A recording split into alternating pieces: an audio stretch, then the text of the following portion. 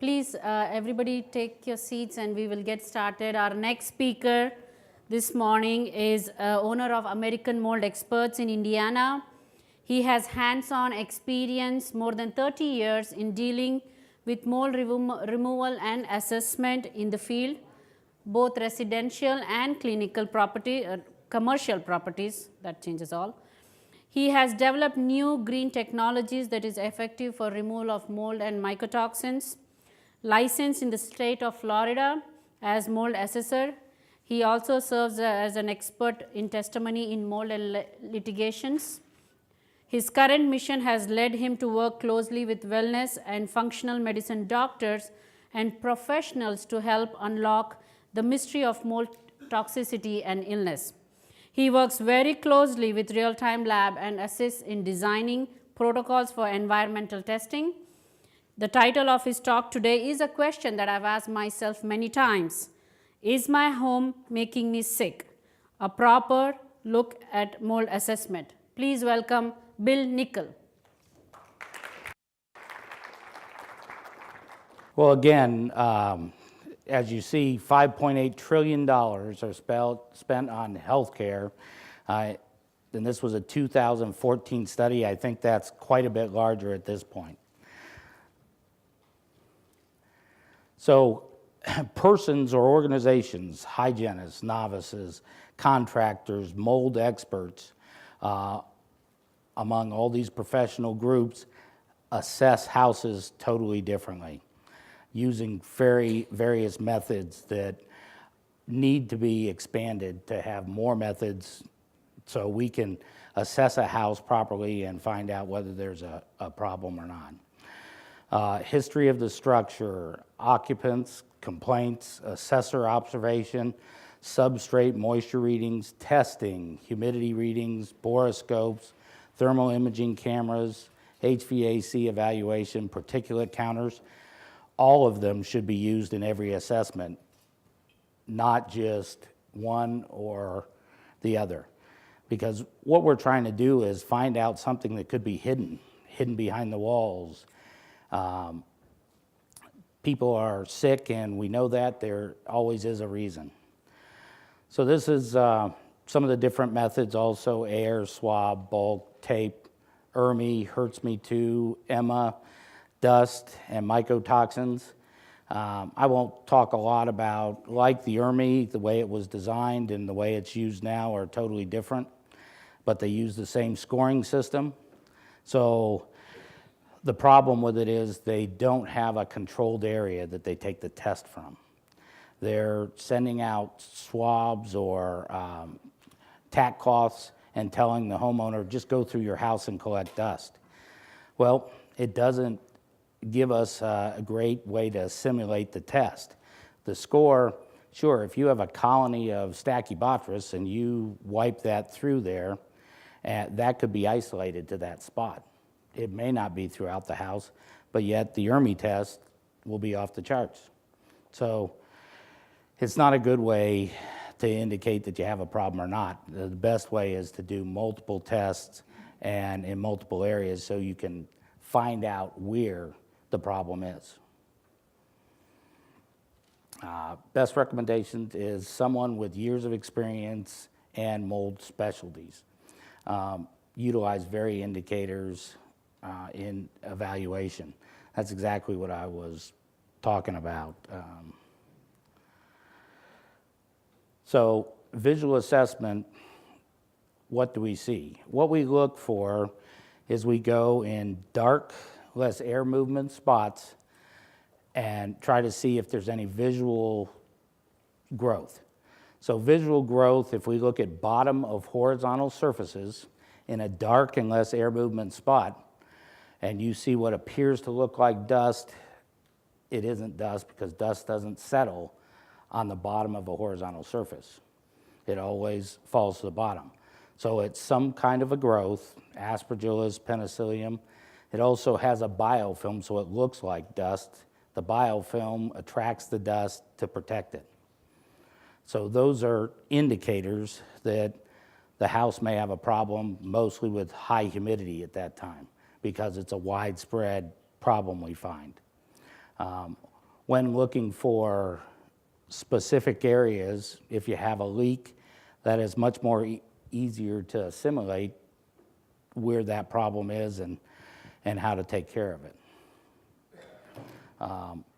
So moisture contents, thermal imaging, all these things are tools that are used to narrow down the scope of where the problem is or whether it's widespread. This is a case study that we did at one of the homes. They had several other people assess this home and said there was no problem because they just took sampling, air sampling, and there wasn't a lot of visual growth in this home, but yet these people were sick. So we came in and took a different approach, especially using real-time labs, the mycotoxin test. So trichosacine came up on their mycotoxin, which tells me primarily Stachybotrys creates trichosacine. So we're looking for an area that has a leak. So what we did was, these are the air samples. As you see, their Aspen is less than 1,000. In most people's readings, they'd say, this isn't that bad. And that's what happens. They take an outdoor sample, and it could be several thousand because it's in the summer months, and then they're saying, well, you're fine here, but they're not fine. And of course, Stachybotrys doesn't show up because it's a wet, sticky type mold. Only if it's disturbed will you usually see it in the air samples. So here's the pre-test for the mycotoxins, and the lines indicate what are acceptable levels, and you can see that it's surpassed that in both trichosacine and the gliotoxin. So this is also the ERMI test, and you can see that points-wise, it came out to 17.66, which is on the ERMI test scoring. That is a contaminated house. So it also suggests that you need to take care of that. So we take multiple tests for this various reason. It also will tell us what kind of microbes are present and what we're looking for, which all indicate different kinds of conditions, whether it be Chatomium or Eudocladium or Stachybotrys, which are big water indicators. It's taken a lot of moisture to get those started, or Aspergillus penicillium, Cladosporium. We see Cladosporium a lot in HVAC systems. Aspen is everywhere when it builds colonies. It takes 70% on a substrate for it to build a colony, and it has to be that way for a period of time, usually 48 hours. So if your house gets to 70%, you get it under control right away, you're not going to have a problem. It is a longer-term problem to have the mold grow. Here's the relative moldiness index, which that speaks to what I'm talking about. When they first designed this, it was 1,000 homes across the country that did an 18 by 18 inch squares and 2 rooms, and then use that to develop this scoring system. So the way we do this now isn't the same. So these are, if you look at the bottom of the shelf, you can see a white powdery substance that is Aspergillus penicillium. This is what we look for. Kitchen cabinets are a great place to look because they're dark, less air movement spots. It will show you. If you see that, you know that they have some kind of a humidity problem they've had. And that could even happen from a flood in a basement or a flood in a crawl space that's caused high humidity throughout the house. In this case, it happened because their heating and air conditioning system was not running properly. They had too small a system for the size of the house. It's about a 4,500 square foot house, had one system in it. The builder used 3.5-inch tubes to run up to the second floor. It could not handle the air conditioning load. Heat was no problem because heat rises, so it would heat but not cool. This picture was in the basement of underneath their kitchen sink, so that was easy to find out that she had a problem there. This actually was the cabinet next to their dishwasher. You can see that the water stains had wicked up into the cabinet itself. Also some growth on a desk that they had. Attic, this is a problem we see. Contractors don't duct out the bath fans, so they just laid the plastic tubes in the crawl space, which then will cause humidity issues up there, especially if it's not ventilated properly. You take a shower and it takes that warm, hot air and high humidity and puts it up in your attic. These are in our protocols that we look for, and we check these boxes to create a good assembly of information that then we study to find out where the problems are, what the problems are, and how we can then come up with a plan to take care of it. Okay, this is previous leak from the kitchen, probable visual growth observed. That's a report of what we've seen going through the structure. This is actually what we found that was their cause of trichosacine. The baby's room is actually right above this. This was an office, but we found it through the baby's, had an attic that was inaccessible. They have a garage that came right into their home. The garage had siding on it to a brick home. So there was about 4.5-inch space that was flashed, but the flash wasn't working. It was running water between the subsiding and the brick. So that water then was saturating the subsiding. So you can see on this picture that this was OSB subsiding. So it was all black, and we tested that. That was stachybotrys in there.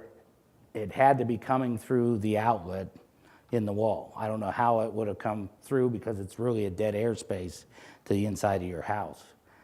But that whole wall, the water ran down through the framing. There were no signs from the inside of the house with thermal imaging, moisture content of the drywall. This was all, the moisture was held to the outside between the brick and the subsiding. So using those other tools didn't work. We just knew we had to find it and kept on looking. Looked at that place of the roof and said that can be a possibility, and then we accessed through the baby's room, saw that the water was coming in there, and then had to tear out the office space. So these are post-tests that were done after remediation. You can see the pre-test and you can see the post-test. It's the basement aspergillus was about 300. Our standard is less than 500 per cubic meter per species. That's what we want to see. And then this is the mycotoxin test before on the right, and this is on a scale of 2, so it looks like a lot, but it's not. It's less than 1 on the ochratoxin and the gliotoxin. So you can see the reduction. It was over in glio and trichosacine before. So this is another case study. Both of these families were sick. So both of these families also had other people assess their house before we did. And they cleared their house, said there wasn't a problem there. And then and with that being said, what they would do is just take some air samples in the home, look around. If they don't see anything visible black on the walls, they say, oh, you don't have a problem. So, but we know when they're sick, they do have a problem. We just need to find it, and it's like a puzzle. So they did have a leak around the chimney, and they did have high humidity caused by their HVAC system not working properly as well. So we have HVAC people that we work with to get these things under control. So their humidifier had leaked in also their utility room and created problems. So the other thing that tipped us off that they're having a problem with high humidity coming out of their system is the rust on the registers. So they had a lot of humidity coming out of the system. We see that. We also see in a carpeted house, you'll see black form around the register, and that's actually mold growth because of the high humidity. It's absorbing that and causing those problems. Okay, this is common problems you find: showers leaking, that type of thing. Those are easy finds to fix. It's the more difficult ones that are tough. It's where the chimney was leaking, and that had to be fixed. You know, you can't remediate something's deteriorated. It has to be removed and replaced. So, showing their crawl space with growth throughout it. I don't believe they had a vapor barrier down, so that's always a problem. These are other dark, less air movement spots that we're finding the same dust looking growth. This is the case study we did. This is their before air sampling. And this is the pre-test for mycotoxins. They had a heavy level of ochratoxin. And this is the air sampling pre-test versus the post-test for air sampling. And this is their post-test for mycotoxins, which is substantially lower. If you have any questions. In your normals, how do you determine the normals? Is there any medical data to support what you consider to be normal? Well, no, there isn't. In the United States, especially in So you other just pick countries, a number, right? Well, no, we do use a number. We've done a biolog of all the samples we've done, which has been 10,000 samples, that indicates when it rises is a contaminated area. Dr. Joe Sturgis came up with this, and we've utilized that too. So we look at between 950 to 1,050 being an area that should be remediated or it's contaminated. So if it's below 950, it's okay? No, not necessarily. These are all just indicators. You're talking about air sampling. We don't just use air sampling. We use direct sampling. We've had direct sampling come back where it's 250,000 and the air samples come back at 500. So what does that tell us? Well, there's active growth here. Maybe the air sample is not accurate. We also use laboratories that use humans to read that. So when you're dealing with slides, you have background and impact area. So they may not be able to see all the microbes. They're just looking at what they can see. They also tell you what the background is. So you can have overloaded slides that come back low that really aren't low because it's an impact. The problem clinically that we have is some of these hypersensitive patients can't live in hardly any mold, and all the testing will show that it's fine, but they still are sick. Correct. That's a quandary the physicians are having. Mm-hmm. Yeah, we deal with a lot of patients like that that are highly sensitive to mold, and we do strive to have the lower counts in their structure. So, but we do a very finite cleaning. So if you don't do that finite cleaning, and I'm talking about just like you see these doors have trim around it, there has to be a brush that goes in around that trim because that's where the mold wants to hide. So you have to brush that. You have to get rid of all that dust and debris. So it is a finite cleaning. Good. Just out of curiosity, where did you sample to get the positive mycotoxin test and when the air samples were negative? Usually we sample the HVAC filter. We look underneath the refrigerator and the stove, places where people don't clean the dust often. So then we gather dust from those areas and send it off to the lab. We're trying to get as much dust as possible.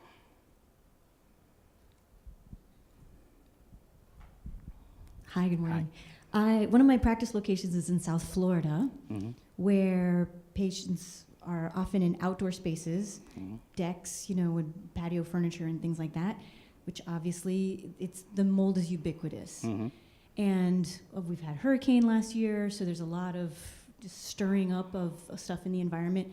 Any recommendations for outdoor spaces? Well, normally in the outdoor space, because you have a dilution of air, you don't have a mycotoxin problem. Okay. Because it's not contained, so it blows all over.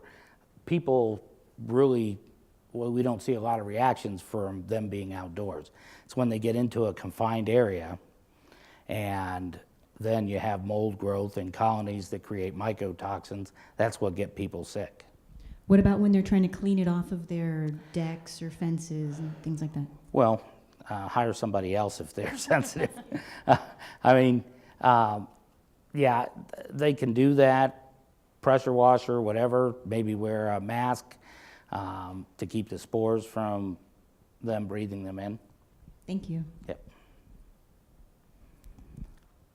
Do you know anything about those positive pressure machines? I'm a clinician, not a mold remediator, but those have been mentioned through like the Larry Schwartz network and those guys, and I have some patients asking about them. They're made with an IQ Air device. I don't know exactly what they're talking about. I have Larry Schwartz's protocol. I have read that. But I don't, positive pressure? It's, how do I explain it? He's finding mold coming in from above. That's who I use is Larry Schwartz. And he finds mold coming in from above and below. There's no water involved in it at all. It's just the pressure is off on the house. The pressure is... Well, it can be, but normal, especially in Florida or warm states, the HVAC contractors put in less return air that creates positive pressure in the home. So it's actually pushing air outward. When you open the door, it's trying to push the air out, not allowing warm air in.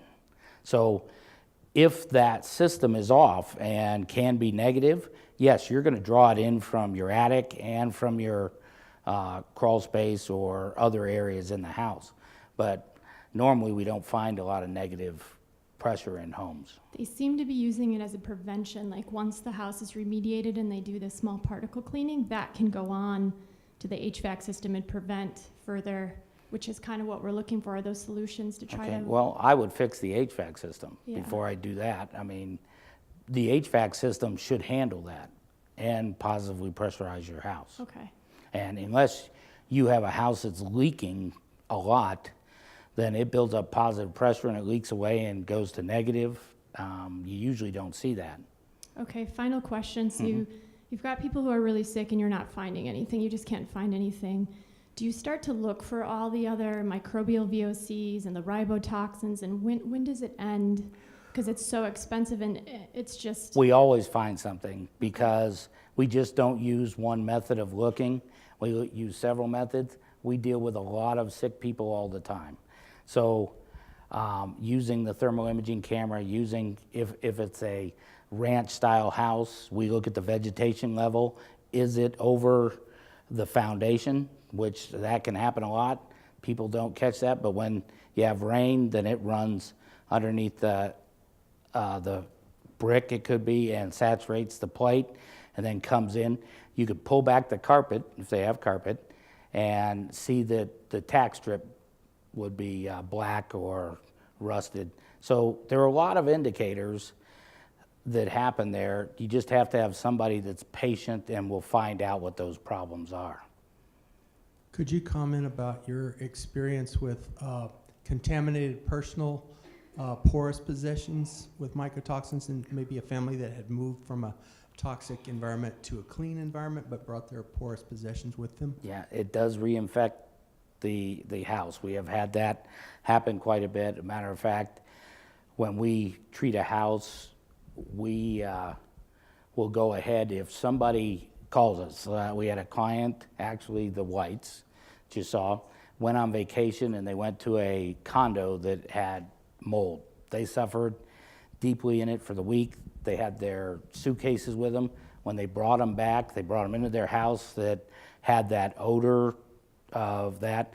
They called us up. We went back and remediated their suitcases and the room that they put them in, and they were fine. But yes, you do have to clean that. If somebody wants to clean it, all they have to do is when they're moving it outside, make sure they wipe everything off and HEPA vac it in the outside, and the mold spores will go away. Question on your spore counts. Do you do an outside spore count to compare to the inside? I do not. I don't believe in the outside spore count because I can take 5 around the house and they'll all be different, can be 100% different. I take one in the front of the house, the back of the house, and each side. The variability of outdoor spore counts are huge. We go to the symposiums. There are several white papers written about variability of outdoor spore counts and why they don't have a correlation to the indoor environment. Well, I totally agree with that, but what I see in my experience with it is if your indoor spore counts have like 1 or 2 Chitonium, 1 or 2 Stachy, and outdoor is completely clear, and you're just picking up a small amount of those molds that produce toxins, then that is really significant indoors, even though your count may be 200 indoors. That's exactly where our boundaries are. For Chitomium or Stachybotrys, if you have 2 spores, that's a problem. Even if we have 1 spore, we may want to retest. We'll look at where we tested, why we came up with 1 spore. Was it cross-contamination from the inspector, or is it a problem in the house? Yes, 2 spores is too many.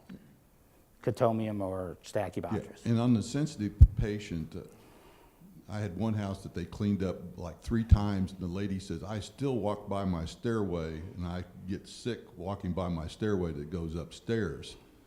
And had the mold inspector go back, tear the wall apart. Sure enough, there was a leak with a significant amount of Stachybotrys growing there. So humans can really detect where the problem is at times. You're absolutely correct, but also the real-time lab mycotoxin test would have probably told you the same thing. It didn't. Well, it has for us on several occasions. The problem is that some walls, the way they construct the house, inside the walls, it all communicates with each other, right. And there's no barriers because they've drilled holes through for wires and everything else, so that your air return pulls air from all the wall cavities. In this house, they had barriers because of where it was. Okay. So you weren't pulling from the wall cavity. And Well, so- usually though, Stachy has a lot of moisture, so usually you can detect that with thermal imaging camera or moisture meters from the outside of the wall. Correct. Have you had any success of off-gassing these areas with either chlorine dioxide or ozone? No, we have a proprietary enzyme we use that has a 100% success rate. We've used it for over 10 years and have renewable warranties with the clients. So Is it spray or how's it delivered? atomized at 3 to 5 micron size, and also used to spray to wipe down surfaces. Is it available for consumer? Yes, Or is it only we through have a professional? booth. We have a booth over here. Okay. Yes. Can you comment on the use of UV lights and UV lights in the AC systems? Okay, UV lights are worthless in an HVA system. So the way UV kills mold spores is disrupting its DNA. It needs at least 2 hours of constant exposure to disrupt it, to harm it. It needs 6 hours of exposure to harm it so it can't repair itself. So if you put a UV light in an area that had mold spores without biofilm, without it also collecting to debris, yes, it will kill it. But in a UV light that is passing 2,400 RPM, it does no good. We've also tested multiple houses that had very high mold spore count, so it didn't affect it at all. And it's because of the way it's put in there and it's run. There's no way you can have constant exposure to it. Okay, great, thanks. Yep.